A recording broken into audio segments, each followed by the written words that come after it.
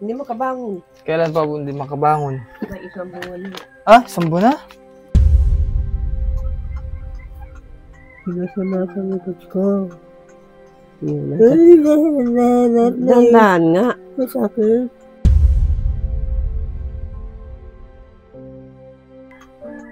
Hindi yung katawan ko. Malamap na ako. Nakakapanibago si Tate Tanggol kasi pag dating ko dito, lakas yan. Lagi pong masalubong sa akin. Nakangiti. Kaya pala pagdating ko din kanina, walang sumulubong. Antay ko din nga sa labas po. Kasi kita niya daw ako dun pag dito siya nakatambay. Tapos kita ako dun sa labas. Yun pala may sakit si Chong Tanggol. Ganyan na pala ang sitwasyon niya.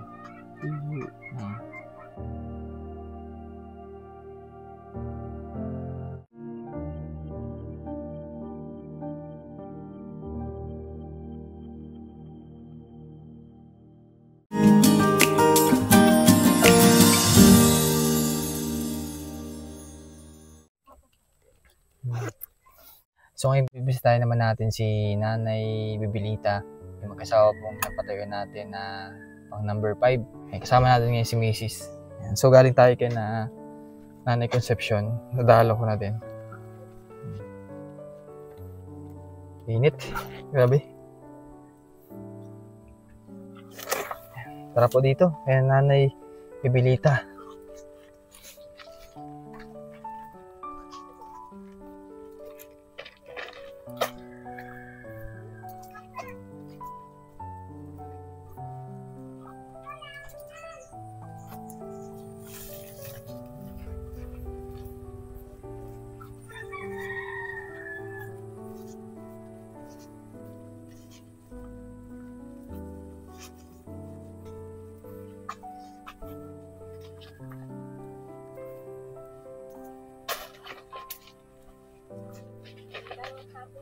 Hello po, magandang hapon. Ano, kamusta ikaw? Si ano, pangalan nito? Si Rodney? Andini po si Jan. Ah, nalagnat. Mother, si Mother. Ah, Nay, kamusta ho? Ay. Hindi nga makabangon ka. Sino? Tate Tanggol? Ano nangyari kay tatay? Ay, ano, may nagasakit dito. Tapos dito. Buong katawan. Saka na na.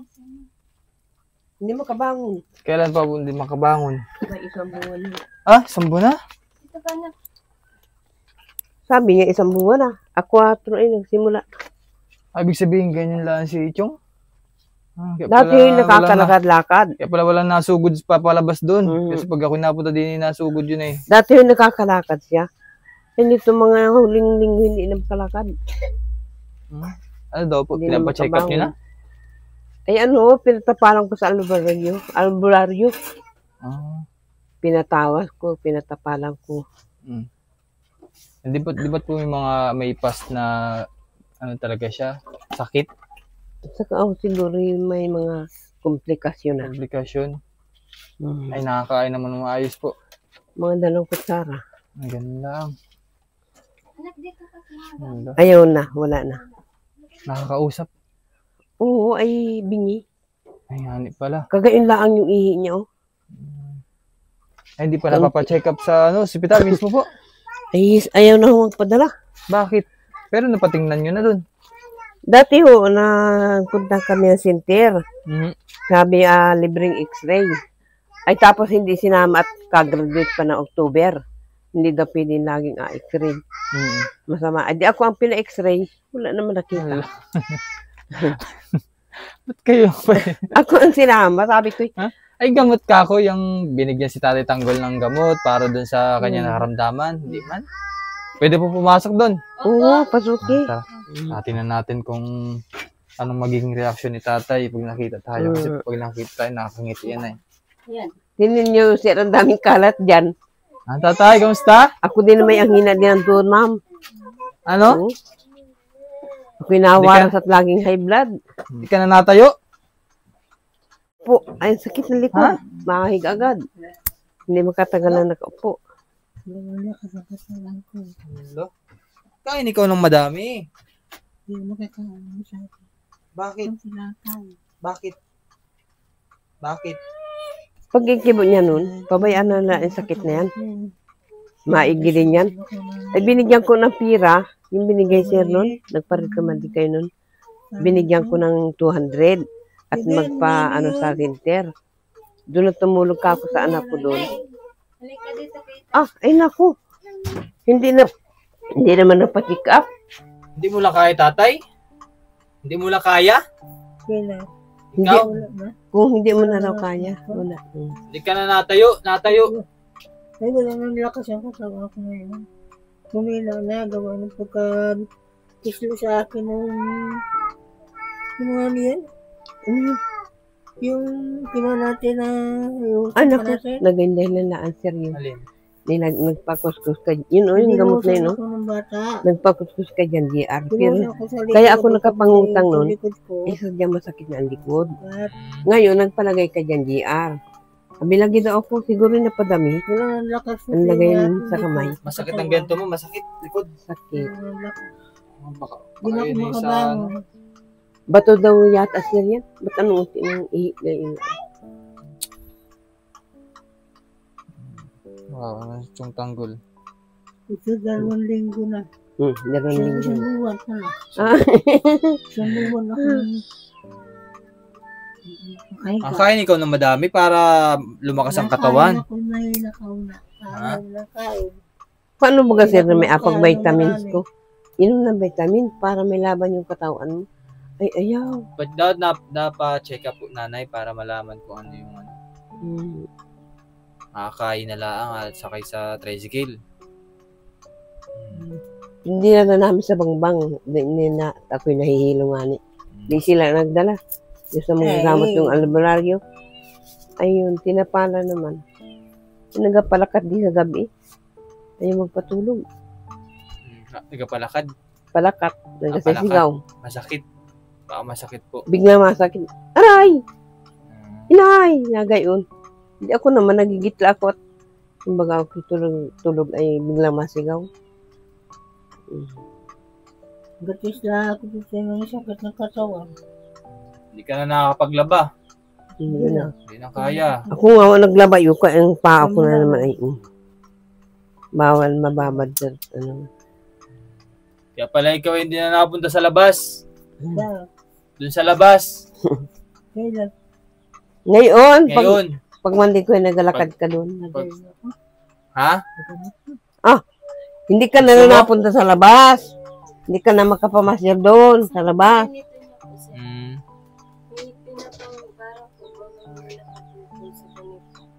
Dini po.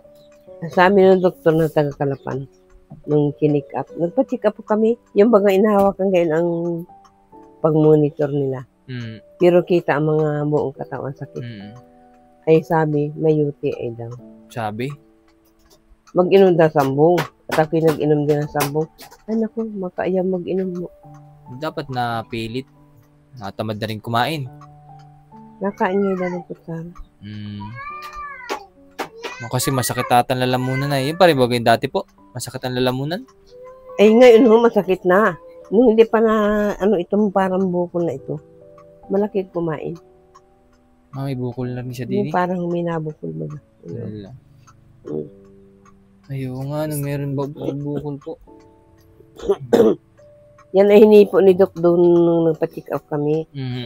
Sabi ay, ito po ay huwag ninyong kibin at natakbo daw. Yung kung saan nasuksok, natago. Ay ngayon lumitaw na naman. Nawawala. Lumitaw ngayon, oh. Ay, paano po yung ganyan sitwasyon ni tatay? Sabi nung kapatid at galing dito kanina si Mana Lili, ay kung hindi napaggamot yan, ay pakainin nila ng at hindi na may kahit dalhin sa ospital. Ay hindi na rin gawa ng may agimat. Hindi na rin daw may anting. Hindi na, malakas pa naman si tatay, oh. Malakas pa, kaya pa. Kasi kung hayaan lang din sa bahay, walang mangyayari. Sabi Marami nga naman ni, po, pwede na dalhin sa provincial. Mga ganun po, di ba? sabi nga isang kapatid, pwede naman ipagamot ka lang, kahit walang kwarta. Mahirap na lumakad ng walang kahit 5. Paano kung rehitahan ng gamot ay walang ibili? Sa provincial po. Diyan po sa community. Dami naman pwedeng malapitan din.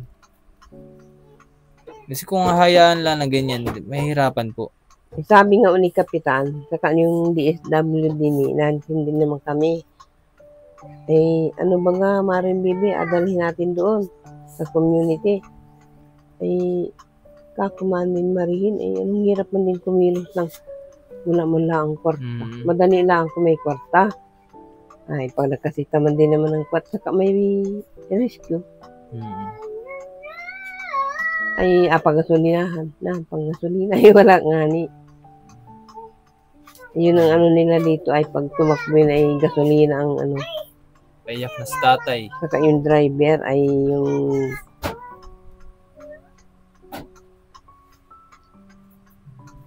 pag nagkameron ng pera, pa-check up ninyo. Gusto nga dahil sa kung ano't di malaman kung anong ng doktor. Sige. Sabi ko naman paano kung adal natin yan dito i-confine? Sino magabanta hindi naman ako pwede na.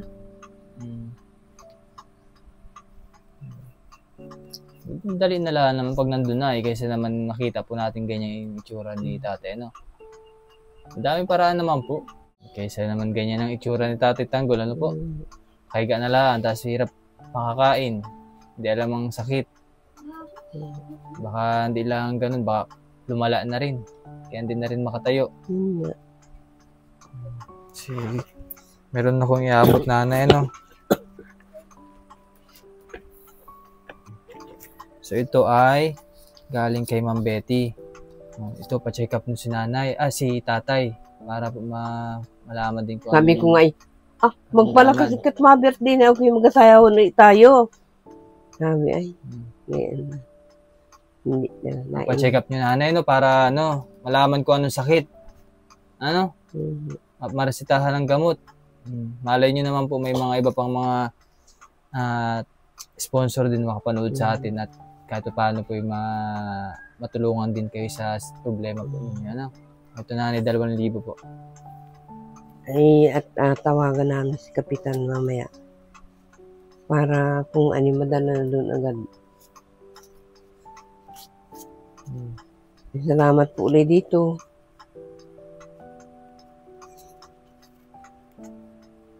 Dalawa na kayo. Ako naman rin nakakapaglakad-lakad pa rin lagi akong high blood naman. Umano naman yung high blood sa akin. Hindi lang kasama ko. Wala akong malakas. Sabi niya mahina na daw yung kanyang ito. Lakas ng lakas. Hindi ako nagkasakit. Paano hindi ka manghina, hindi ka naman nakakain doon ng maayos? Bago ang tubig kong inumin ng unti. Ang liit ng baso niya, hindi pa mausan naman. Ang kagaya ng nainom niya. Paano maihiin ng madami? Uminom konti. At ang dyan sa hospital nanay. Sinasama ko. Yun, Ay, dandan nga. masakit. Mapintig ng kaunti. Alagoy. Hindi. Ang sakit ng likod niya. Kasi parang nakakapanibago si Tatay Tanggol kasi pag dating ko dito, lakas yan. Lagi pong laging sumasalubong sa akin. Nakangiti. Kaya pala pagdating ko din kanina, walang sumulubong. Antay ko din nga sa labas po kasi kita niya daw ako dun pag dito siya nakatambay. Tapos kita ako dun sa labas. Yun pala may sakit si Chong Tanggol. Ganyan na pala ang sitwasyon niya. Meron tayong dala kayo ng tatay. So, bibigyan na natin kay nanay. Pagkawawan. Hmm. Hmm.